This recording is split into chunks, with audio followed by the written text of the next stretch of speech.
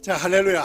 자, 우리 사랑하는 성도님 여러분, 한 주간도 주님의 은혜와 평안 안에 잘 거하셨겠지요. 자, 오늘 설교 제목도 바로 위기 속에 빛나는 평안, 즉 평안을 강조하고 있는데, 이 평안은 항상 위기가 다가올 때 가장 필요하기 때문에 빛나는 평안이라고 정해 봤습니다.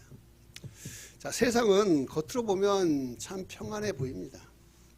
자, 오늘 아침 교회로 오는 길에 창밖에 보이는 풍경도 참 고요하니 햇살은 부드럽고 바람이 약간 불면서 약간 비가 올 것처럼 흐릿했지만 그냥 뭐 겉으로 보기에는 아무런 문제가 없이 평범해 보입니다. 그런데 그 내면을 알면, 그 내면을 보면 그렇지 않을 때가 많습니다. 겉으로는 평안한데 마음 한 구석에서는 정말 설명하기 어려운 어떠한 작은 불안들이 올라올 때가 있습니다. 오늘은 우리 괜찮겠지, 아무 일 없겠지, 시리 그쪽에서 돌아다니면서도 우리는 괜찮겠지, 그런데 그러한 괜찮겠지라는 말 속에는 사실 언제 찾아올지 모르는 위험에 대한 두려움이 숨어 있기 때문에 그렇습니다. 문제는 우리는 이러한 위기를 모른 채 살아가고 있다는 것입니다. 아니, 정확히 말하면 우리가 위기를 예측할 수 없기 때문에 마치 모르는 것처럼 보여서 그렇게 살아가는 것처럼 보일 뿐입니다. 우리의 삶은요, 어떠한 것들이 예고하고 다가오지 않습니다. 사고도, 질병도, 우리의 관계를 흔드는 어떠한 것들도, 우리의 마음의 공격도 그냥 갑자기 찾아와요. 갑자기.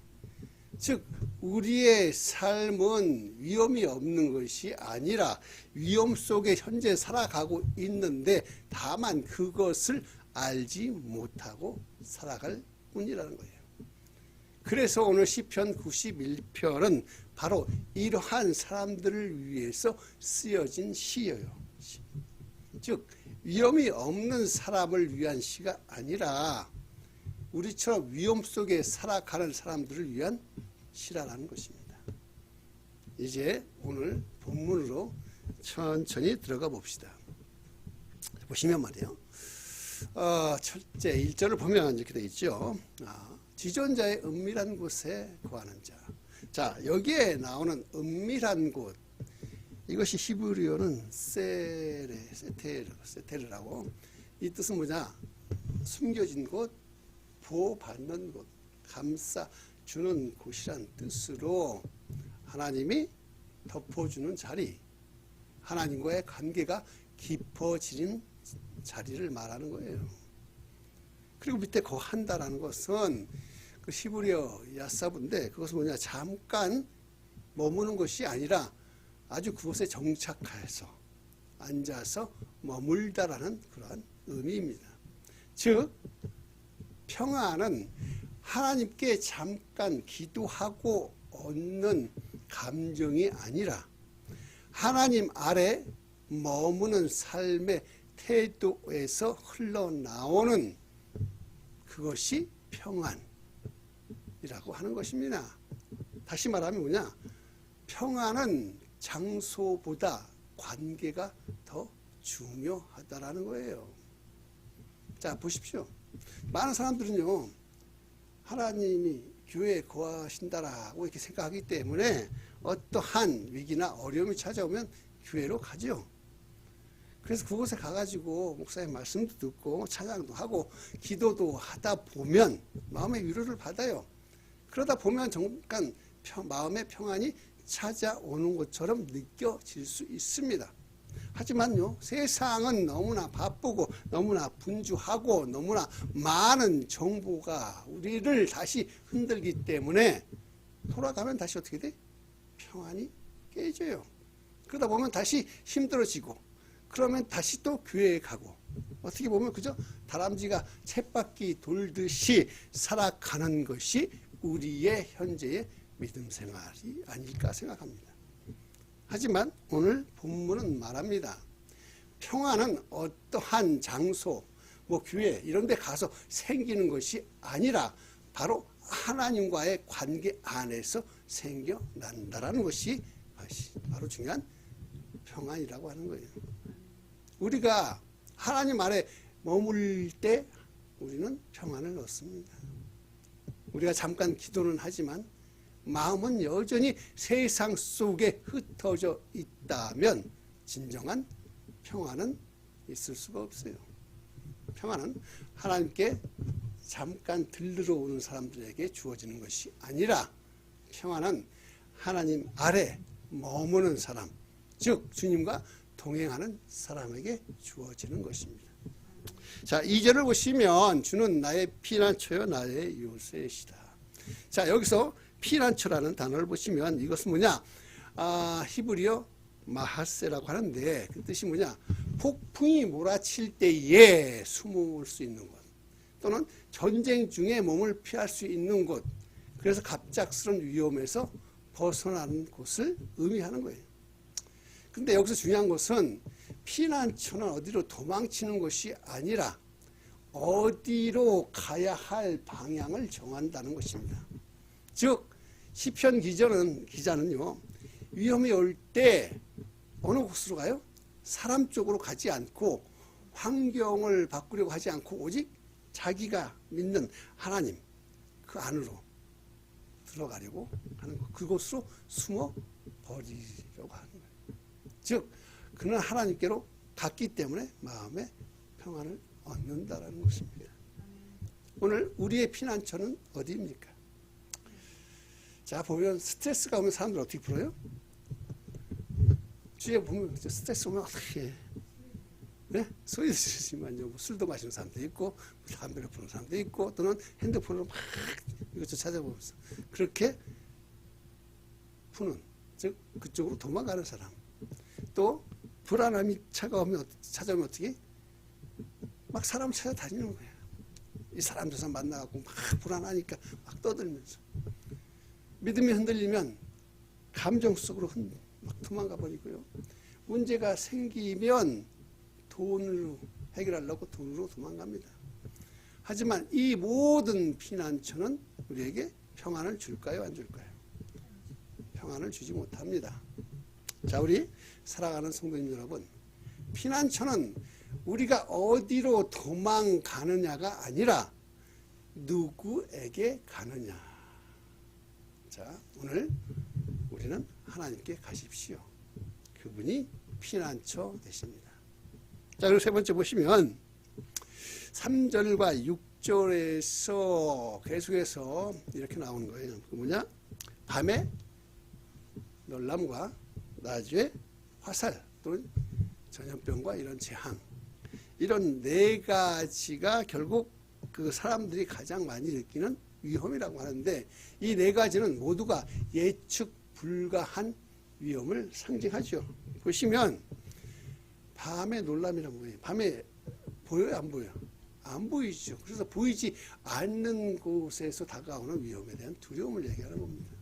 또 낮에 화살은 뭡니까? 낮에 보이긴 하지만 갑작스럽게 날아오는 공격들. 또 전염병은 뭐예요? 우리가 걸리고 싶으면 걸리나요?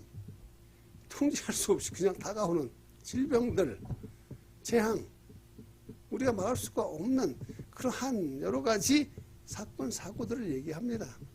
자, 시편 기자는 이러한 위험을 모르는 게 아니라 알고는 있어요. 하지만 그는 이 위험에서도 평안해요.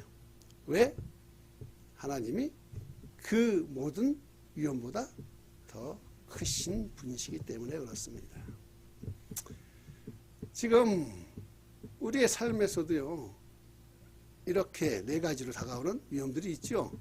갑자기 찾아오는 건강 문제들, 갑자기 잘 평안하게 잘 있는 것 같은데 갑자기 암이 걸렸다고 하는 사람들도 있고, 그렇죠? 뭐 교통사고 같은 경우는 느닷없이 다가오잖아요. 또 관계, 어디까지 참 사람하고 좋은 관계였던 줄 알았더니 갑자기 관계가 나빠지고 깨지고, 그럼으로 인해서 마음에 공격을 받은, 또 가장 흔한 게 뭘까요? 물질적인, 경제적인 어려움들. 우리는 이러한 위험을 예측할 수가 없습니다. 그래서 우리가 불안한 겁니다.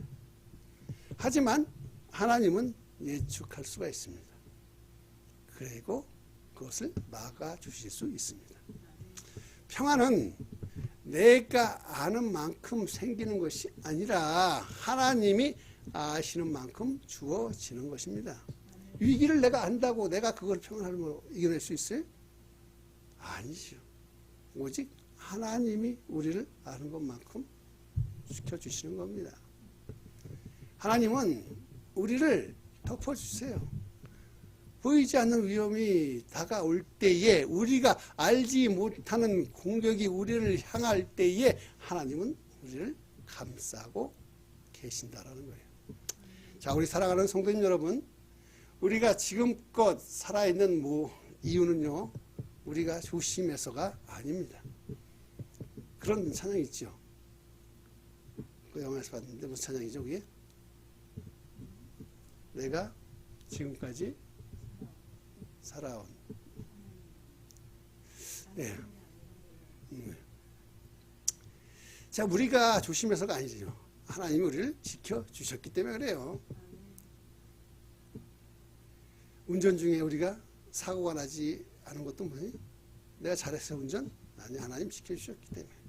또 갑작스러운 질병이 우리를 덮치지 않은 것도 하나님이 우리를 지켜주셨기 때문에. 믿음이 완전히 우리가 무너지지 않고 버틸 수 있었던 것도 다 하나님이, 모든 것이 다 은혜이기 때문에 그렇습니다.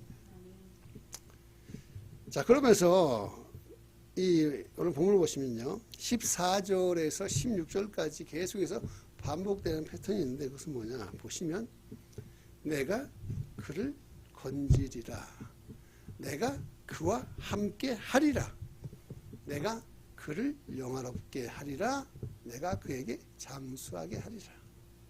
자, 이것은 하나님이 주시는 말씀이죠. 단순한 위로가 아닙니다. 이것은 하나님이 우리를 책임지겠다라고 하는 하나님의 선언인 거예요. 하나님이 너희를 지켜주겠다, 아니 나를 지켜주겠다라고 하는 하나님의 선언이에요. 오늘 우리의 삶에 책임져 줄 사람이 있습니까? 아무도 없습니다. 뭐 좋은 직장 다닌다고 책임져 줘요? 아닙니다. 아무리 돈이 많다고 책임져 줍니까? 아닙니다. 어떤 좋은 사람이, 나를 능력 있는 사람이 나를 책임져 줍니까? 아닙니다. 하지만 하나님은 책임져 주십니다. 하나님이 약속하셨습니다. 내가 너를 건지겠다. 내가 너와 함께 하겠다. 자, 오늘 하나님의 약속을 우리는 붙잡아야 돼요. 평안은 뭐 어떤 상황이 좋아져서 오는 것이 아니라 하나님의 약속을 붙잡을 때에 오는 것입니다. 그 미국의 아주 유명한 복음주의 그 목사 빌리 그레함 목사님이 있습니다. 그는 이런 말을 했어요. 그 뭐냐? 나는 내일을 두려워하지 않습니다. 왜냐하면 하나님이 이미 그곳에 가 계시기 때문에 그렇습니다. 빌리 그레함 목사님은요, 당시에 전 세계를 다니면서 복음을 전했던 사람입니다. 그러다 보니까 늘 그의 삶은 위험과 함께 있었습니다. 비행기 사고의 위험, 테러의 위험, 또 정치적인 압박, 또한 건강 문제들. 하지만 그는 평안했습니다. 왜 그랬을까요?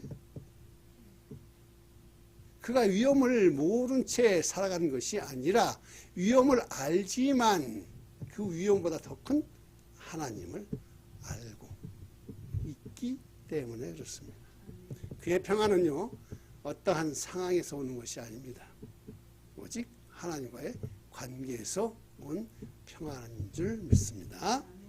자, 오늘 우리도 이제 우리 일상 속에서 보이지 않는 위험이 언제든지 다가올 수가 있습니다. 왜? 우리도 위험 안에 살기 때문에 그래요.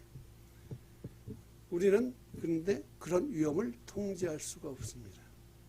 하지만 오늘 말씀은 우리는 평안은 우리가 선택할 수 있습니다. 위험은 우리가 통제할 수 없지만 내가 그 위험 속에서 내가 평안은 선택할 수 있다는 거예요.